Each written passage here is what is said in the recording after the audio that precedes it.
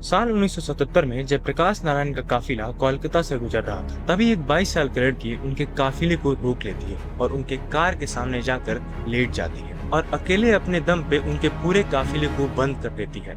कुछ साल बाद इसी लड़की को कोलकाता के हजरा चौक पे रॉड से मारा जाता है और उसकी स्कल में इंजरी हो जाती है। लेकिन उस मरती हुई लड़की और पूरे वेस्ट बंगाल को कोई भी अंदाजा नहीं था कि आगे आने वाले समय में इस पूरे बंगाल को वो रूल करेगी और इस पूरे बंगाल से कम्युनिस्ट की सरकार को गिरा देगी। इस लड़की का नाम था ममता बनर्जी और ये कहानी है सीएम ममता बनर्जी का।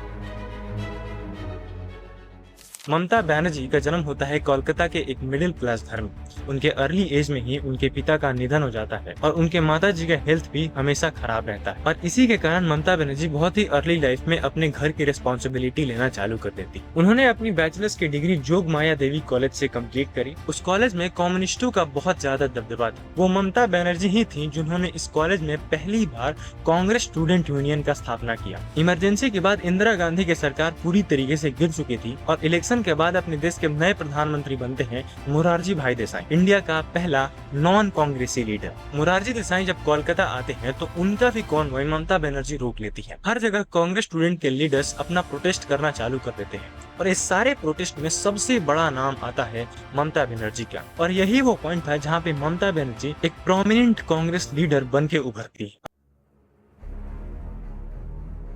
और इसीलिए उनका पोजीशन कांग्रेस में दिन प्रतिदिन बढ़ता रहता है। और इसी टाइम पे इंडिया में एक बार फिर से चुनाव होने वाला था और कांग्रेस को जादवपुर सीट से एक ऐसा लीडर चाहिए था जो सीपीआईएम के लीडर सोमनाथ चैटर्जी के सामने लड़ सके। जादवपुर की सीट सीपीआईएम के एक बहुत ही प्रोमिनेंट सीट थी। वहाँ से पिछले 15 साल से सीपीआईएम के लीडर सोमनाथ चैटर्जी जीतते हुए आ रहे थे और इसीलिए कोई भी लीडर उनके सामने खड़ा होना नहीं चाहता था। लेकिन इन्हीं सब के बीच में कांग्रेस अपना जादवपुर का प्रत्याशी ममता बनर्जी के नाम पे अनाउंस करता है। ममता बनर्जी जादवपुर जाकर सोमनाथ चैटर्जी के पैर छूकर आशीर्वाद लेती हैं और कहती हैं आप बहुत साल तक रहे, अब मेरी बारी। वो इलेक्शन होता है और इलेक्शन का रिजल्ट आता है और बहुत ही शॉकिंग तरीके से ममता बनर्जी ने सोमनाथ चैटर्जी को 19,000 से भी ज्यादा वोटों से हरा देती और इस जीत के बाद ममता बनर्जी पूरे वेस्ट बंगाल में बहुत ज्यादा फेमस हो जाती है और पूरे वेस्ट बंगाल के कांग्रेस का फेस बन जाती है।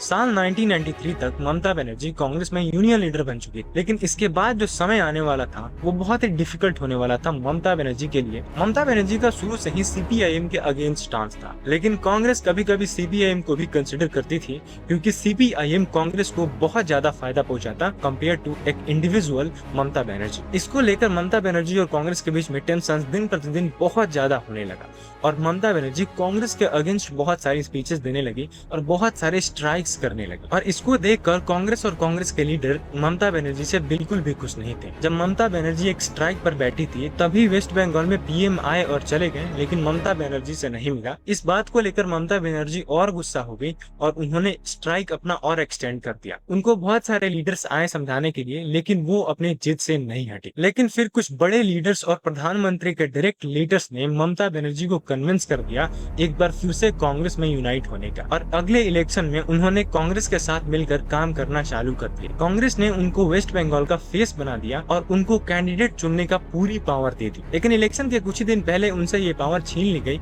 और कांग्रेस के एक प्रोमिनेंट लीडर ने एक इंटरव्यू में आकर बोला कि ममता बनर्जी केवल इलेक्शन कैंपेन में भाग लेंगी, कैंडिडेट चूज करने का उनका कोई अधिकार नहीं। इससे ममता बनर्जी पूरी तरीके से बौखला गई और कांग्रेस को छोड़ने का पूरी तरीके से प्लान बना लिया। उन्होंने एक मीटिंग बुलाई और अपने पार्टी तृणमूल कांग्रेस का अनाउंसमेंट कर दिया और उन्होंने ये भी अनाउंस कर दिया कि अब वो अगला इलेक्शन इसी पार्टी के नेतृत्व में लड़ेंगे। 1998 के इलेक्शन में उन्होंने टीएमसी बनाने के बाद बीजेपी के साथ जाना चाहा और वेस्ट बंगाल में पहली बार उन्होंने बीजेपी को इंट्रोड्यूस कराया। अटल बिहारी वाजपेयी के नेतृत्व में उन्होंने सेफ बंगाल फ्रंट भी चालू किया, जिससे बीजेपी को थोड़ी सी पॉपुलैरिटी बंगाल में मिलना भी चालू हो गया। 1998 के इलेक्शन में इन दोनों पार्टियों ने गठबंधन करके इलेक्शन लड़ा और इससे इन दोनों पार्टियों का फायदा हुआ। इस इलेक्शन में टीएमसी को कुल 7 सीटें आई और बीजेपी ने भी 1 सीटें ली। कांग्रेस को मात्र 1 सीट मिली और इससे कांग्रेस को रियलाइज हो गया कि उन्होंने ममता बनर्जी को छोड़ के कितनी बड़ी गलती की है। इस गठबंधन की सरकार ने सेंट्रल में अपना गवर्नेंस बनाया और पहली बार अटल बिहारी वाजपेयी बनते हैं प्राइम मिनिस्टर ऑफ इंडिया। लेकिन ये सरकार भी ज्यादा दिन तक नहीं चली। मात्र 13 महीने बाद 2001 में टीएमसी और बीजेपी दोनों अलग अलग हो गए।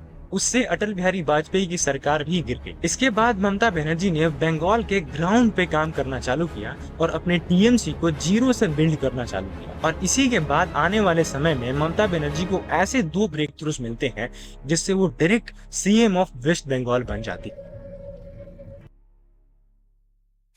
और इसका पहला ब्रेक थ्रू मिलता है जब वेस्ट बंगाल में टाटा मोटर्स अपने सबसे सस्ती कार नैनो बनाने के लिए प्लांट था। उस प्लांट को बनाने के लिए 13,000 एकड़ का जमीन चाहिए था। जमीन एक्विजिशन कम्प्लीटली हो जाता है, लेकिन इसके कुछ ही दिन बाद उस इलाके के किसानों ने अपनी आवाज उठाई सीपीआईएम लीडर्स के सामने कि सीपीआईएम के लीडर्स ने उनके साथ बहुत जबरदस्ती कर जमीन को जबरन छीन लिया है और टाटा मोटर्स को फ्री में दे दिया है। इस मौके का फायदा उठाकर ममता बनर्जी इस कैंपेन को पूरे कोलकाता और पूरे वेस्ट बंगाल में फैला देती है कि कैसे सीपीआईएम जो एक किसान की पार्टी है वो किसान के साथ ही फ्रॉड कर रही है। इसके कुछ ही दिन बाद टाटा मोटर्स ने पब्लिकली आकर अनाउंस कर दिया कि हम वेस्ट बंगाल से अपना सेंटर शिफ्ट करके गुजरात में कर रहे हैं। लेकिन ये कैंपेन ममता बनर्जी ने बिल्कुल भी खत्म नहीं किया। कैंपेन के बाद पूरे वेस्ट बंगाल के फार्मर्स अब ममता बनर्जी के पक्ष में आ चुके थे। ये इंसिडेंट अभी खत्म ही हुआ था कि दूसरा इंसिडेंट आ जाता है। सीपीआईएम ने वेस्ट बंगाल के नंदीग्राम में 10,000 एकड़ में एक केमिकल हब खोलना चाहा। इसको लेकर पिछली बार की तरह एक बार फिर से किसानों ने प्रोटेस्ट करना चालू कर दिया और पूरी तरीके से स्ट्राइक कर दिया। एक बार फिर से ममता बनर्जी ने इस अपॉर्चुनिटी को पूरी तरीके से ग्रैब कर लिया और किसानों की पूरी तरीके से मदद की उनकी स्ट्राइक करवाने में। इस बढ़ती हुई स्ट्राइक को देखकर उस टाइम के सीएम बुद्धदेव ने इस प्लान को विड्रॉ कर लिया, लेकिन ममता बनर्जी ने इस आग को खत्म नहीं होने दिया और इस आग को बढ़ा दिया। नंदीग्राम में जाकर वहाँ के किसानों से बोल दिया कि जो सरकार आपको रोड बना रही है वो एक सरकार का जमीन हड़पने का नया तरीका है। इससे किसान पूरी तरीके से भड़क जाते हैं और नंदीग्राम के सड़कों पे आकर खड़े हो जाते हैं। उन किसानों के सामने पुलिस खड़ी होती है हाथ में बंदूक लिए हुए। कुछ देर बाद वो स्ट्राइक हिंसा में बदल जाता है और पुलिस फायरिंग करना चालू कर देती है और इस पूरे स्ट्राइक में 14 लोगों की जान चली जाती है। नंदीग्राम का न्यूज अब पूरे तरीके से नेशन और इंटरनेशनल में जा चुका था और इस पूरे कारनामे का विक्टिम सीपीआईएम बन चुका था। पूरे वेस्ट बंगाल के लोग सीपीआईएम के अगेंस्ट हो चुके थे और उनका सबसे बड़ा फेवरेट आइकन ममता बनर्जी बन चुकी थी। इसके बाद 2009 में इलेक्शन होता है जिसमें से 42 सीट्स में से 29 सीट्स ममता बनर्जी और उनके अलायंस जीतती है। इसके बाद क्लियर था कि अब सीपीआईएम की सरकार बहुत ज्यादा दिनों तक नहीं रहने वाली और ठीक ऐसा ही होता है साल 2011 जब स्टेट इलेक्शंस आते हैं। स्टेट इलेक्शन का रिजल्ट आता है और 294 सीटों में से 228 सीटें टीएमसी और उनके अलायंस जीत जाती है।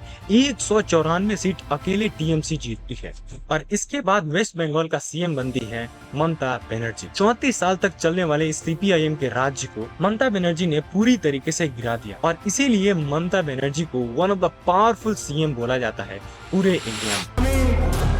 ममता बनर्जी ঈশ্বরের নামে শপথ করিতেছি যে বিধি দ্বারা স্থাপিত ভারতবর্ষের সংবিধানের প্রতি আমি অকপট শ্রদ্ধা ও নিষ্ঠা পোষণ করিব। तो ये था ममता बनर्जी का पूरा स्टोरी की। उम्मीद करता हूँ आपको ये वीडियो बहुत अच्छा लगा होगा। अगर आपको ये वीडियो अच्छा लगा तो इस क्यूआर कोड को स्कैन कर तो हमारे इस प्रोजेक्ट को आप हेल्प कर सकते हैं। वीडियो अंत तक देखने के लिए बहुत बहुत धन्यवाद।